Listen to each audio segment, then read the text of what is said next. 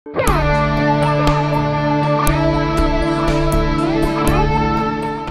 Radio Pakistan podcast है। बिस्मिल्लाहिर्रहमानिर्रहीम। मुदस्सिर चौधरी आज एक खसूसी प्रोग्राम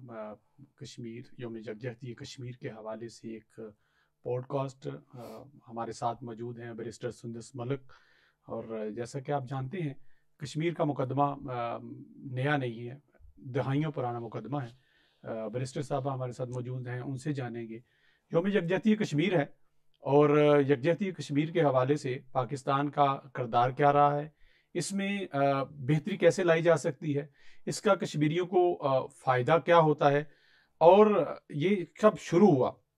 ये सारे वो सवालात हैं जिनके बारे में शायद आप जवाब जानते हैं, लेकिन हम स्पेशल आज जो बैरिस्टर साहब हमारे साथ मौजूद हैं इनसे जानने की कोशिश करेंगे कि कानूनी तरीके से या कानूनी पहलू से और आइन जो मौजूद है हिंदुस्तान में भी और कश्मीर की अगर तारीख की बात की जाए तो उसके हवाले से कश्मीर के मुकदमे को किस तरीके से हम दुनिया के सामने रख सकते हैं, क्योंकि हम जुल्म, तशद्दुद और आए रोज़ होने वाली नाइंसाफ़ियों के हवाले से बात तो यकीनन करते हैं और ये सारी चीज़ें यकीनन आइन की वायलेशन, यूएन की करारदाद जो है उसकी वायलेशन उससे रिलेटेड है। तो आज हम जानने की ये कोशिश करेंगे कि ये जो मुकदमा है इसको इतनी दहाइयाँ गुजरने के बावजूद क्यों नहीं यूएन की करारदाद मंजूर होने के बावजूद जो कि कश्मीरियों के हक में मंजूर हुई, उस पर अमल दरामद क्यों नहीं करवाया जा सका। और जो अदालतों का किरदार रहा, कश्मीर हिंदुस्तान के अंदर आने वाली मुख्तलिफ जो हुकूमतें रहीं उनका क्या किरदार रहा, ये सारे आज के इस पॉडकास्ट में आप जानेंगे। बैरिस्टर सुंदस मलिक साहब हमारे साथ मौजूद हैं, ये मेंबर हैं स्पेशल कमेटी बराए कश्मीर जो कि वजारत इंसानी हकूक़ की तरफ से हैं, जिसकी चेयरमैन मिशाल मलिक हैं। बहुत शुक्रिया बैरिस्टर साहबा, आप तशरीफ़ लाई रेडियो पाकिस्तान में। हमारे सामीन आपको सुनेंगे भी, आपको देखेंगे भी। और यहाँ इस प्रोग्राम में आपको बुलाने का या बैठने का इस मकसद यही है कि हमारे जो सामीन हैं, वो जो नाजरीन हैं, वो जो रोज़ाना की बुनियाद पे कश्मीर में होने वाली नाइंसाफ़ियों, वहाँ पे इंसानी हकूक़ की पामालियों, तशद्दुद लाशें, बच्चों के हवाले से जराइम, ख़वातीन के बेहुरमती, उसके बारे में सुनते तो रहते हैं, इसके बारे में जानते भी हैं, आवाज़ भी बुलंद करते हैं। लेकिन मुझे लगता है कि आम जो पाकिस्तानी हैं या अभी जो नई नस्ल है कश्मीर में, कश्मीरी नौजवान हैं या हमारे बाहर बैठे हुए जो ओवरसीज़ पाकिस्तानी हैं, उनको कश्मीर का मुकदमा शायद उस तरीके से अज़बर याद नहीं जैसा कि पिछले गुजरने वाली जो नस्लें हैं उनको हैं। अगर आप यौम यकजहती कश्मीर के हवाले से हमारे सामीन और नाज़रीन को कुछ बताएं तो, और ये बताएं कि कश्मीर का मुकदमा असल में है क्या और इस पे यूएन की जो करारदाद जो मंजूर हुई उसको भी कई दहाइयाँ बीत गई, उस पर अमल दरामद ना होने की वजह क्या है। बिस्मिल्लाहिर्रहमानिर्रहीम। सबसे पहले तो बहुत शुक्रिया कि आप लोगों ने फिर यौम यकजहती पर एक और सबूत दिया पाकिस्तान की यकजहती का कश्मीर के साथ इस स्पेशल पॉडकास्ट के थ्रू। जहाँ तक कश्मीर के जो ये हिंदुस्तान का जो जराइम ज़दा जो कब्ज़ा है कश्मीर के ऊपर, इसके हवाले से जहाँ तक बात होती है, इसका तो हमें, जैसा आपने कहा कि जो थोड़ी सी ओल्डर जनरेशन है उसको बड़ा अच्छे तरीके से पता है कि किस तरह हिंदुस्तान ने अपने नापाक इरादों को अमल में लाते हुए एक ज़मीन का टुकड़ा समझकर कश्मीर के ऊपर कब्ज़ा किया। और वो एक मैटर ऑफ इंटेग्रिटी नहीं था, वो मैटर ऑफ सोवरेनिटी नहीं था, वो मैटर ऑफ ह्यूमैनिटी नहीं था, वो सिर्फ मैटर ऑफ ऑक्यूपेशन था हिंदुस्तान के लिए हमेशा से। क्योंकि कश्मीर आज़ादी पाकिस्तान से पहले भी कश्मीरी 1930 तक हम ये देख सकते हैं, इतना पुराना हम देख सकते हैं कि कश्मीरी जो हैं वो हमेशा से अपनी जो मुस्लिम आइडेंटिटी है उसको अबव ऑल होल्ड करते आए हैं। बिल्कुल हमने आखिर तक अभी भी रिसेंट टाइम्स में गिलानी साहब के इंतकाल से पहले भी हमने ये देखा कि जो main gist of Kashmir Hurriyat है वो ये है कि इस्लाम की निस्बत से, इस्लाम की मोहब्बत से हम सब अपने आप को पाकिस्तानी तस्लीम करते हैं कश्मीरी। तो ये एक रिलीजियस आइडेंटिटी कश्मीरियों के साथ हमेशा से अटैच्ड है। और हिंदुस्तान ख़ास तौर पे अब 2014 के बाद से, जब से मोदी की हुकूमत आई, तो हमने ये देखा कि क्योंकि वहाँ पर किसी भी जो मजहबी अक़लियत है उसके लिए ज़मीन को तंग करने की कोशिश हमेशा से चल रही थी, और अब वो बढ़ चढ़ के हमें नजर आ रही है, चाहे वो वहाँ पे क्रिश्चियंस हों, चाहे वो वहाँ पे सिख्स हों, चाहे वो वहाँ पे कश्मीर से मुसलमान हट के हों। आप बात करेंगे हिंदुस्तान के अंदर बिल्कुल। और जब कश्मीर का एस्पेक्ट आता है तो जहाँ की 95% आबादी मुसलमान है, जी तो हम ये जानते हैं कि वो चीज़ हिंदुस्तान की आंखों में और मोदी की आंखों में बुरी तरह खटकती है कि ये सरवाइव अभी तक हमारी तमाम जो बर्बरियत है उसके बावजूद 75 साल से ये कौम सरवाइव कैसे कर रही है। तो ये मेन कुछ एस्पेक्ट्स हैं जहाँ तक कश्मीर की ऑक्यूपेशन का सवाल है। जहाँ तक सॉलिडारिटी की बात आती है कि पाकिस्तान ने किस तरह यकजहती कश्मीरियों के साथ दिखाई है, जहाँ तक 5 फरवरी का सवाल है, ये 90s में बाकायदा तौर पे काजी हुसैन अहमद साहब की रिक्वेस्ट के ऊपर इसको हुकूमती सतह पे मनाने की जो है वो अज़म किया गया और अब तक हम देख रहे हैं कि वो उससे पीछे नहीं हटे। लेकिन 75 साल में हमने अगर यकजहती किसी एक मुमलिकत की तरफ से कश्मीरियों के साथ देखी है और कंटिन्यूसली अनइक्विवोकली देखी है तो वो हमें सिर्फ एक मुल्क नजर आता है और वो पाकिस्तान है। न सिर्फ यकजहती बल्कि वकालत भी और मुकदमा भी पूरी दुनिया में किस तरीके से बिल्कुल। अगर हम आज़ाद कश्मीर के एस्पेक्ट से देखें तो 1948 में जब मतलब एंड ऑफ 47 बिगिनिंग ऑफ 48 में जब आज़ाद कश्मीर को एक सॉवरेन स्टेट डिक्लेयर किया गया, not withstanding the resolutions of United Nations Security Council, लेकिन उसके बाद अगर आज़ाद कश्मीर को बेस कैंप के तौर पे रेजिस्टेंस के डिक्लेयर किया गया तो पाकिस्तान बड़े आराम से अपने जिम्मेदारियों से जो है वो पीछे हट सकता था कि जी हमने ये एक इलाका बना दिया है, ये बेस कैंप है, यहाँ से आप अपनी सारी रेजिस्टेंस मूवमेंट चलाएं और ये एक हमारा यकजहती का आपके साथ सबूत है। लेकिन हमने देखा कि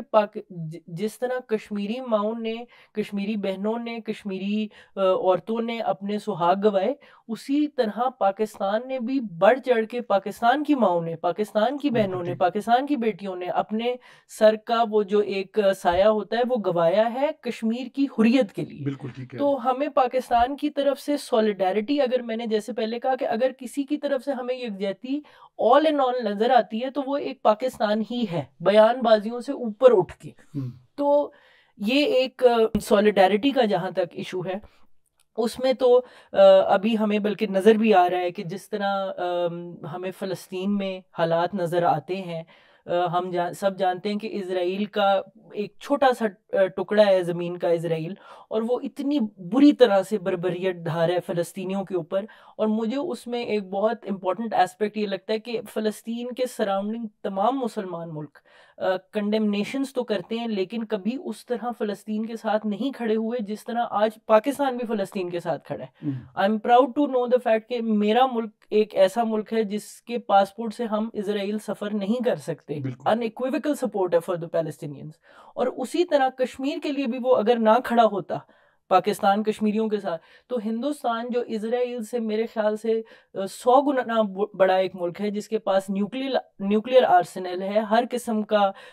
सपोर्ट है, चाहे वो मिलिट्री सपोर्ट हो या डिप्लोमेटिक सपोर्ट हो। तो अगर पाकिस्तान उसमें इतनी सॉलिडारिटी के साथ ना खड़ा होता तो अभी तक शायद कश्मीरियों का नामो निशान भी ना रहता। आपका कहना बिल्कुल ठीक है कि अगर पाकिस्तान ये योम यकजहती कश्मीर, में कहता हूँ ये एक दिन जरूर है हमारे पास मनाने के लिए, लेकिन अगर हकीकत जाने तो जब से कश्मीर का इशू बना है पाकिस्तान को, हमने देखा है कि पाकिस्तान के लिए हर दिन योम यकजहती कश्मीर है, हर लम्हा योम यकजहती कश्मीर है। खुसूसन हमारी यूथ के लिए, आपको पता पाकिस्तान में इस वक्त यूथ जो है तकरीबन 67% है जी। उनके लिए अगर बैरिस्टर साहब आप बताना चाहें कि ये जो करारदाद थी जो हिंदुस्तान खुद यूएन में लेके गया और फिर उसके अगेंस्ट आई, उसमें ऐसा क्या था, क्या ऑर्डर किया गया था, क्या करारदाद पास की गई थी और क्यों हिंदुस्तान फिर उस वक्त अपनी उस करारदाद जो कि खुद लेके गया उससे भाग गया? देखिए जी, ये जो करारदाद यूनाइटेड नेशन सिक्योरिटी काउंसिल की पास की गई हैं, 15 करारदादें अभी तक पास की जा चुकी हैं, 15 से ज़्यादा हो गई, लेकिन जो as far as the plebiscite is concern, इसके ऊपर यूनाइटेड नेशंस का एक स्पेशल कमीशन है इंडिया और पाकिस्तान के ऊपर बना हुआ जो इसको ओवरसी करता है। हिंदुस्तान जिन अज़ाइम से इसको यूनाइटेड नेशंस में लेके गया था वो अनफॉर्चुनेटली अभी तक उनके एज सच पूरे नहीं हुए। Despite abrogation of article 370 and 35A, हम ये बात जानते हैं कि यूनाइटेड नेशन अभी भी कश्मीर को एक unfinished agenda of the partition consider करता है और एक डिस्प्यूटेड टेरिटरी कंसिडर करता है। और यूनाइटेड नेशन तो एक आलमी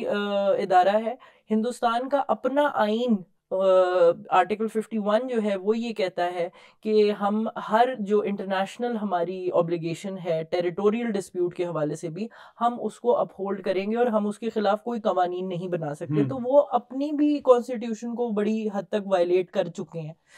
उन्होंने जहाँ तक कॉन्स्टिट्यूएंट असेंबली को डिसॉल्व करना था उसके हवाले से भी ये आर्टिकल 370 के ऊपर एक लीगल जिसको कहते हैं फैलेसी की और उन्होंने लोगों को बेवकूफ़ बनाने की कोशिश की कि ये सब कुछ बाय द बुक हुआ है। लेकिन प्रॉब्लम ये है कि वो करारदाद जो कहती है मेन उसकी जो जिस्ट है वो पाकिस्तान अभी तक उससे कम्प्लीटली अडेरेंट है। पाकिस्तान ने हमेशा उन करारदादों के ऊपर हमेशा से अमल किया है। उसमें पहली चीज़ ये लिखी है कि हिंदुस्तान अपनी फोर्सेस और नॉन स्टेट एक्टर्स को कश्मीर में से मूव आउट करेगा बाहर और सिर्फ एसेंशियल फोर्सेस जो प्लेबिसाइट कंडक्ट करने के लिए नेसेसरी हैं वो वहां पे रहेंगी। नंबर 2, उन्होंने पाकिस्तान के हवाले से ये कहा था कि जो ट्राइब्समैन हैं, फोर्सेस का जिक्र नहीं हुआ वहां पे ट्राइब्समैन का जिक्र हुआ है जो कबायली आए थे, क्योंकि फोर्सेस तो गई नहीं थी। कबायलियों ने जिस तरह से मदद करा के किया उस जुमरे में उन्होंने कहा था कि जी वो वेकेट करें, non resident Kashmiri should vacate the Azad Kashmir territory जिससे पाकिस्तान अडेरेंट है। 10 लाख से ज़्यादा की जो फौज है वो हिंदुस्तान ने रखी हुई है। पाकिस्तान की जो मिलिट्री प्रेजेंस है आज़ाद कश्मीर में, गिलगित बल्तिस्तान में, वो बहुत कम है इन कंपैरिजन टू हिंदुस्तान। हमारी तो लाखों में भी नहीं जाती, हज़ारों में। तो और जहाँ तक फिर पॉपुलेशन की बात होती है तो जो आज़ाद कश्मीर और गिलगित बल्तिस्तान है उसकी पॉपुलेशन क्लोज टू 1.3 मिलियन है, जबकि मकबूजा कश्मीर की आबादी जो है वो क्लोज टू 8 मिलियन है। तो 8 मिलियन के हिसाब से जब आप 1 मिलियन फोर्सेस वहाँ पे देखते हैं मिलिट्री एंड पैरा मिलिट्री, और दूसरी तरफ आप देखते हैं कि less than few thousand people are there as military, तो हमें नज़र आता है कि हिंदुस्तान का जो मेन टारगेट था वो सिर्फ और सिर्फ जमीन के ऊपर कब्जा था और इवेंचुअली जमीन की एक्सप्लॉयटेशन थी। जबकि पाकिस्तान पे कब्जा था, पानी पे कब्जा था, बिल्कुल। जबकि पाकिस्तान के लिए हमेशा से ये मैटर नंबर 1 मुस्लिम आइडेंटिटी पे डिपेंडेंट है और नंबर 2 कश्मीरियों की टेरिटोरियल इंटेग्रिटी को कायम रखने के लिए हमेशा से रहा है। वरना जिस तरह के हिंदुस्तान इकदामात कर रहा है और अभी तक हो रहे हैं, रोज के रोज वहां पर जाने जा रही हैं, रोज के रोज वहां पर औरतों की इस्मत जरी हो रही है, उनकी टेरिटरीज को ऑक्यूपाई किया जा रहा है फॉर मिलिट्री यूज,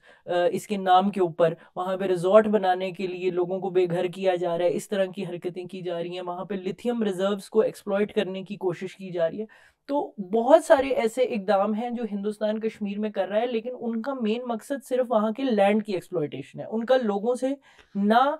1947 में कोई ताल्लुक था वहाँ के लोगों से और ना अब है। झूठे वादे हमें जवाहरलाल नेहरू से लेकर अभी तक नजर आए। कांग्रेस हम समझते हैं कि शायद वो एक लाइटर फॉर्म है, लेकिन कश्मीरियों के लिए जो काम कांग्रेस रात के अंधेरे में करती थी वो काम बीजेपी दिन के उजाले में कर देती है। फर्क हमारे लिए, हमारी जिंदगियों पे कोई नहीं पड़ा। सब किसी भी मुल्क का मीडिया और अदालतें जो हैं वो उसका चेहरा होती हैं। हुकूमत तो डेफिनेटली हुकूमतें चेंज होती रहती हैं हर 5 साल बाद, 4 साल, हर मुल्क के हिसाब से, उनके आइन और कानून के हिसाब से। अदालतें और मीडिया जो होता है वो चेहरा होता है, वो शनाख्त होती है किसी भी मुल्क की। हम देखते हैं कि हिंदुस्तान की अदालतें, जब भी कश्मीर का मुकदमा है, हम यहाँ बैठे अज्यूम कर लेते हैं, बल्कि वो 100% तकरीबन दुरुस्त साबित होता है। जब किसी अदालत में मुकदमा जाता है, वो चाहे बाबरी मस्जिद का हो, चाहे किसी कश्मीरी रहनुमा का हो, हुर्रियत लीडर का हो, या ये जो आर्टिकल 19A और 370 जो हालिया दिनों में अभी पीछे उसका फैसला आया, हम पहले से अज्यूम आइडिया होता है कि ये फैसला आने वाला है। और इसी तरीके से हम मीडिया को भी जानते हैं कि हमने कभी भी, हालांकि हिंदुस्तान बार बार कश्मीर के कहता है कि कश्मीर हमारा अटूट अंग है, लेकिन कश्मीर में होने वाला जुल्म, तशद्दुद और किसी, जैसे अभी आपने कहा कि मासूम बच्चों को मारा जाता है, ख़वातीन को मारा जाता है, घरों को ढा दिया जाता है और तशद्दुद ज़्यादा लाशें जो है मिलती हैं, कभी हमने देखा है कि वहाँ उसके मीडिया पे इसका जिक्र नहीं होता। देखिए जी, हिंदुस्तान का पहले तो मैं अदलिया की बात करूंगी। अदलिया जो है उसके ऊपर एक नहीं बहुत सारे काले दाग हैं उनकी इंटेग्रिटी के ऊपर। अफजल गुरु साहब की जो फांसी की सज़ा जब उनको दी गई तो ओपनली जो इंडियन सुप्रीम कोर्ट है उसने ये बात कही थी कि ये वर्डिक्ट हमने जो हिंदुस्तानियों की कलेक्टिव कॉन्शियंस है उसको सेटिस्फाई करने के लिए दी है। हम चाहते हैं वो हमसे खुश रहें, बाकी हमारा इंसाफ से कोई लेना देना नहीं। अभी हम यासीन मलिक साहब की भी प्रोसिक्यूशन देख रहे हैं में उनका भी आने वाला बिल्कुल कि किस तरह उनको प्रोसिक्यूट किया जा रहा है, किस तरह उनको इलीगली प्रोसिक्यूट किया जा रहा है, ह्यूमन राइट्स की वायलेशन उनके साथ की जा रही है, जिस तरह उनको पाबंद सलासल किया हुआ है। उसके अलावा हमें शबीर अहमद शाह साहब नज़र आते हैं, मसरत आलम भट्ट साहब नज़र आते हैं। हर किस्म की कदगन जो उनका सुप्रीम कोर्ट है या जो हिंदुस्तान के कवानीन है मुख्तलिफ, चाहे वो UAPA हो, PSA हो या जो उनके एंटी टेररिज्म लॉज हैं, उनके मुताबिक भी उसमें प्रोसिक्यूशन और प्रोसिक्यूशन सिर्फ और सिर्फ मुसलमानों की हो रही है और ख़ास तौर पर कश्मीरियों की। जहाँ तक मीडिया की बात है, अनफॉर्चुनेटली मेरा भी कई दफ़ा ऐसा हुआ कि मैं इंडियन मीडिया के ऊपर गई हूँ और वहाँ के एक बड़े नामवर या मैं कहूँगी बदनाम शो है रिपब्लिक टीवी पे अर्नब गोस्वामी साहब करते हैं। प्रॉब्लम उनके साथ भी यही है कि वो ना जर्नलिज्म करते हैं ना वो इन्वेस्टिगेशन करते हैं। वो सिर्फ और सिर्फ जो टॉकिंग पॉइंट्स बीजेपी को नोटवर्दी लगते हैं या जो उनका एजेंडा है वो उसको पुश करते हमें नजर आते हैं। और उसका सबूत सिर्फ ये नहीं है कि ये मेरा पर्सनल एक्सपीरियंस है, इंटरनेशनली जब हम जर्नलिस्टिक फ्रीडम इंडेक्स के ऊपर नज़र डालते हैं तो हमें नज़र आता है कि हिंदुस्तान एक साल के अंदर 150 के लेवल से गिर के 161 पे आ चुका है। और 11 पॉइंट्स की ये जो उनकी गिरावट आई है वो ज़ाहिर बात है इस बात की अक्कासी करती है कि बहुत सारे जर्नलिस्ट जो हैं वो इस वक्त पाबंद सलासल हैं। कश्मीर के अंदर तो मुतअद्दिद ऐसे जो ख़बर रसां इदारे हैं उनको बंद कर दिया गया है क्योंकि वो रिपोर्टिंग करते थे। उसके अलावा ह्यूमैनिटेरियन एस्पेक्ट में भी हम खुर्रम परवेज़ साहब को भी देखते हैं, इस तरह के भी हमें ह्यूमैनिटेरियन लोग नज़र आते हैं जिनको इंटरनेशनल बॉडीज़ अवार्ड्स देती हैं, लेकिन हिंदुस्तान जो है वो उनके ऊपर एंटी टेररिज्म लॉज लगा के और इस तरह की कदगनें लगा के उनको बंद कर देता है। तो अदलिया और जो उनकी जो जर्नलिस्टिक इंटेग्रिटी है वो हाईली क्वेश्चनेबल है इस टाइम। US स्टेट डिपार्टमेंट ने 2023 में मई में एक रिपोर्ट दी थी जिसपे माइनॉरिटीज़ के हवाले से उनके बड़े रिजर्वेशंस थे। तो हिंदुस्तान ने जो एक लिबादा एक डेमोक्रेसी का, एक सेक्युलर डेमोक्रेसी का ओढ़ा हुआ है, एक तरह से मैं मोदी का शुक्रिया अदा करना चाहूँगी कि उसने इस लिबादे को उठाकर फेंक दिया और हिंदुस्तान की जो असल तस्वीर है, जो एक भयानक तस्वीर है जो हम कश्मीरी पिछले 75 साल से देख रहे थे, उन्होंने अब वो पूरी दुनिया को दिखा दी है। और विलफुल इग्नोरेंस हमें दुनिया की तरफ से नज़र आ सकती है अपने इकोनॉमिक डिपेंडेंसीज को मद्देनज़र रखते हुए, लेकिन सच से हमें ये नज़र अब आ रहा है कि सच वो नहीं है जो हिंदुस्तान दिखाने की कोशिश कर रहा है। हम देख रहे हैं कि हिंदुस्तान नस्ल कशी के बहुत से तरीके आजमा रहा है। कहीं वो सीधे फायर मारता है, कहीं नौजवानों को पकड़ के उन पर तशद्दुद करके उनकी जान ले लेता है, कहीं नौजवानों को घरों से उठा के दूर दार जेलों में फेंक दिया जाता है और कई सालों तक उनकी खबर नहीं होती। और फिर अब ये जो पिछले जब से ये मोदी सरकार आई है, इसको बुचर ऑफ गुजरात भी कहा जाता है, अब ये देखा कि वो नौजवान जो स्किल्ड हैं, मसला आप पिछले कुछ सालों से देखें तो डॉक्टर्स को शहीद किया गया, टीचर्स को मारा गया, इंजीनियर्स को मारा गया। अभी आप खुर्रम परवेज़ की बात कर रही थी जो काम कर रहे थे। मसला ये वो लोग हैं जो अपने कलम से, अपनी ज़ुबान से अपना मुकदमा जो है वो लड़ना चाहते हैं, दलील से बात कर रहे थे या कहीं किसी फोरम पे बात करना चाहते थे या करते थे। ऐसे लोगों को निशाना बनाया जा रहा है कि एक खौफ व हरास की कैफियत तो पहले ही थी, स्किल्ड नौजवानों को टारगेट किया जा रहा है। देखिए, जैसा आपने कहा जो स्किल्ड नौजवान हैं इनको हम क्रीम ऑफ द नेशन कहते हैं। ये सबसे आपका जो अच्छा तबका जिसको समझा जाता है, जो कि एक कौम को आगे लेके जाता है, जो उसकी अक्कासी कर सकता है, वो समझा जाता है। तो आई थिंक हिंदुस्तान हमेशा से ये जो इंटिमिडेशन टैक्टिक्स हैं इनको इस्तेमाल करता है और उन्होंने हमेशा इस बात को सुप्रीम समझा है कि rather than discussing the Kashmir issue या rather than discussing the issues at hand, जो उनके मुल्क के साथ इस वक्त हालात चल रहे हैं, हमें नज़र आता है कि ये सिर्फ कश्मीर तक महदूद नहीं है। 17 के करीब मुख्तलिफ तहरीकें हैं जो इस वक्त हिंदुस्तान के तरफ से तंग हैं और वो हिंदुस्तान की यूनियन से टूटना चाहते हैं, वो हिंदुस्तान के साथ नहीं रहना चाहते। तो मुझे लगता है कि ये वही एक विलफुल इग्नोरेंस का हमें सबूत मिलता है कि वो ये समझते हैं कि वो इस तरह लोगों को डरा के धमका के चुप करा लेंगे। लेकिन कश्मीरियों की मिसाल हमें पाकिस्तान में भी अगर हम देखें तो हमें मशाल मलिक साहिबा जैसी खातून जब नज़र आती हैं, जब हम उनकी बेटी को देखते हैं कि दोनों जो ख़वातीन हैं या उनकी बेटी हैं वो इतनी रेजिलियंस के साथ अपने वालिद साहब का केस प्रेजेंट करती हैं, अपने शौहर का केस प्रेजेंट करती हैं, और उनको ये पता है कि उनके जो हस्बैंड हैं वो इस वक्त पाबंदे सलासिल हैं और उनके साथ एक भयानक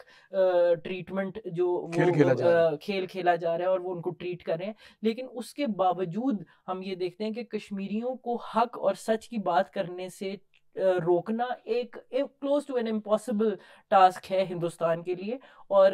एक गले की हड्डी है कश्मीर हिंदुस्तान के लिए कि ना वो उसको निगल सकते हैं और ना उगल सकते हैं, क्योंकि अब उन्होंने उसके ऊपर अपने जिसको कहते हैं माइट को डिपेंडेंट कर दिया। हालांकि हमने देखा कि चाइना ने जो गलवान में इनके साथ किया, जिस तरह बुरी तरह इनको मारा, अभी भी चाइनीज प्रेजेंस इनके टेरिटरी के अंदर है, उसको वो मानने को तैयार नहीं है क्योंकि शायद उसके हवाले से उनकी इंटेग्रिटी अटैच नहीं है। लेकिन जहां तक कश्मीर की बात है,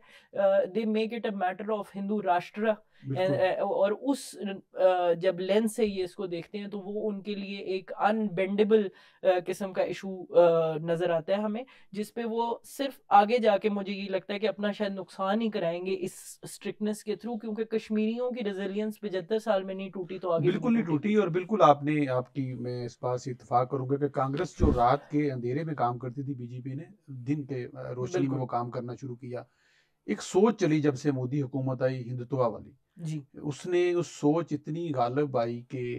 एक तो लॉ एंड फोर्सेस थी जिन्होंने कश्मीर के अंदर, हिंदुस्तान के अंदर मुसलमानों को, अक़लीतों को निशाना बनाया। अब हम देखते हैं कि हिंदुत्व सोच रखने वाले जो लोग हैं, जो समझते हैं कि ये जो पूरा खित्ता है ये हिंदुस्तान ही था या हिंदुस्तान बनेगा, वो लोग भी कानून को हाथ में लेके अपने तई हम देखते हैं आए रोज़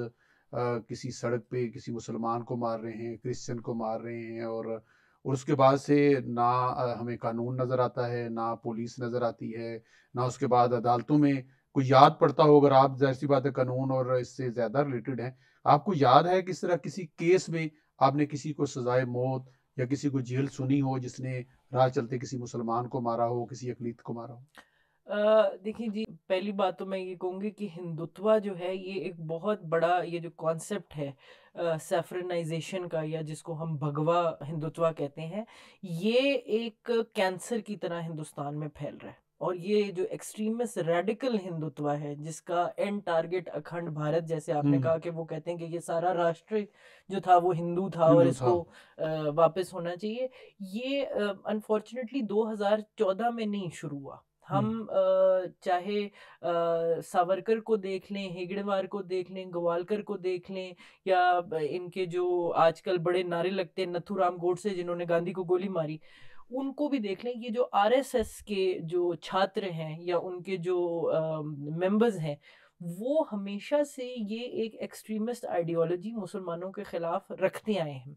और हिस्ट्री को डिस्टॉर्ट करके जब उनको ये बताया जाता है कि ये मुसलमान जो थे ये तुम पे काबिज थे और इन्होंने तुमको मारा, जो कि अगेन विदाउट एनी फैक्ट्स जो वो क्लेम्स हैं, और मुसलमानों की बढ़ती आबादी तुम्हारे लिए ख़तरा है, तो मुझे लगता है कि पहले उनको रेडिकलाइज किया गया है बुरी तरह से, और अब वो रेडिकलाइज्ड जो एक फोर्स हमें नज़र आ रही है वो सिर्फ सिविलियंस में नहीं नज़र आ रही। अभी हमने रिसेंटली देखा कि ट्रेन के अंदर एक फौजी ने अपने सीनियर्स को गोली मार दी सिर्फ इस बात पे कि जी योगी और मोदी होगा तो मैं आप लोगों को यहाँ पे जीने दूंगा, वरना मैं जीने भी नहीं दूंगा। तो हमें फ्रैटिसाइड भी नजर आ रहा है, फौजी एक दूसरे को गोलियां मार रहे हैं, सुसाइड कमिट कर रहे हैं। उसी तरह जो इनकी स्केड्यूल्ड कास्ट है जिसमें दलित और शूदर इनके जो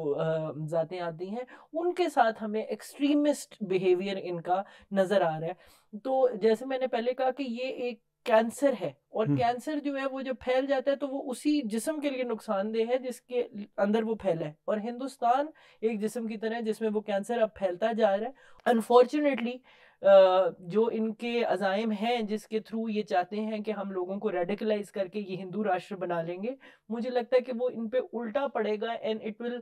result in the balkanization of India eventually. बिल्कुल आप ठीक कह रही, जब कैंसर बढ़ता है फैलता है तो वो उस फिर लाज हो जाता है। और हिंदुस्तान के अंदर जो 17 तहरीकें हैं और कश्मीर का जो मुकदमा है, कश्मीर का जो मसला है, ये एक दिन फटेगा और फिर इससे हिंदुस्तान निकलेगा। जाते जाते आपको पता है कि आजकल सोशल मीडिया का दौर है, अब शायद जंगें जो हैं वो गोला बारूद से नहीं लड़ी जाती।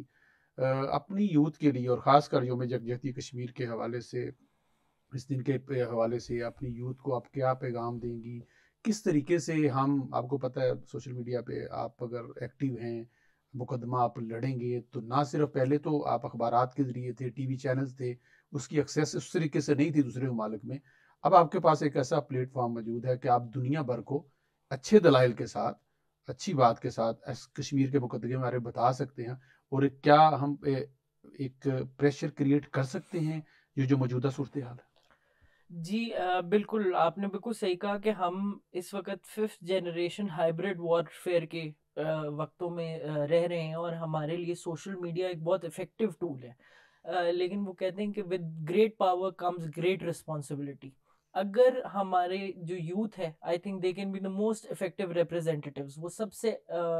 अच्छे रिप्रेजेंटेटिव्स बन सकते हैं कश्मीर के हवाले से। लेकिन उसके लिए सबसे इम्पोर्टेंट ये है कि आप सबसे पहले तो अपनी रिसर्च को बिल्कुल नॉन बायस्ड जो आपके इदारे हैं या सोर्स ऑफ इंफॉर्मेशन है वो आपके हों। हमें उसके साथ केयरफुल भी होना पड़ेगा, क्योंकि सोशल मीडिया के थ्रू हम देखते हैं कि हिंदुस्तान मुतअद्दिद बार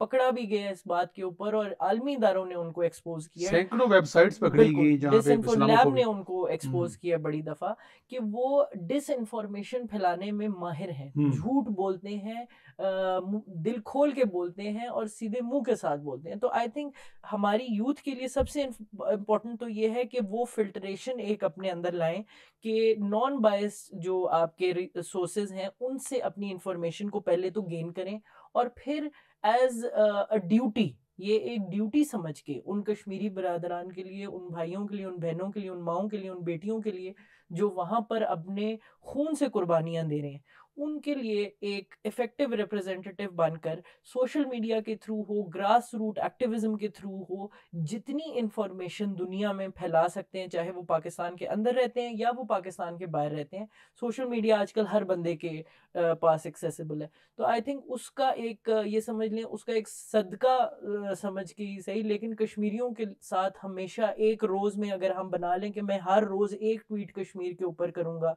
या एक पोस्ट कश्मीर के ऊपर करूँगा, तो मुझे लगता है कि 25 करोड़ जो हमारे बहन भाई हैं, उनसे बड़ा वकील हमें और कोई नहीं दरकार। बिल्कुल, उनसे बड़ा वकील कोई नहीं मिलेगा, और पाकिस्तान ने हमेशा अपने बेहतर वकील होने का सबूत दिया। और नौजवानों के लिए बैरिस्टर साहबा ने जाते जाते पैगाम दिया कि जहां आप रोज़ाना की बुनियाद पे पोस्ट कर रहे होते हैं, सोशल मीडिया पे अपने ख्यालात का इजहार कर रहे होते हैं, तो क्यों ना एक पोस्ट अपने कश्मीर के लिए,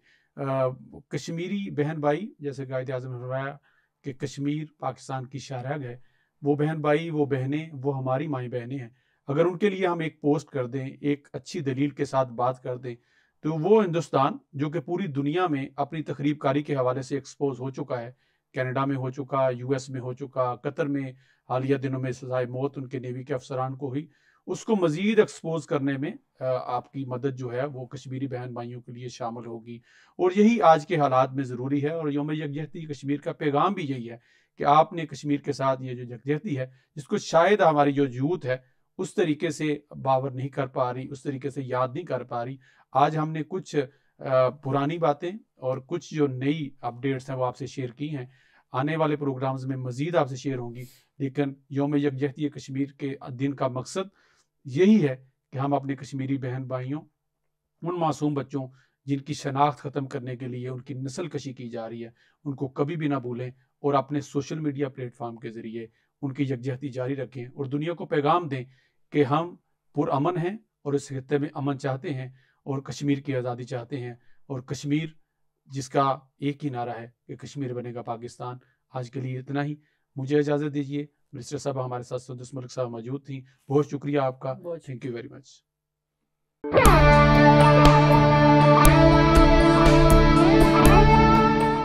ये रेडियो पाकिस्तान पॉडकास्ट है।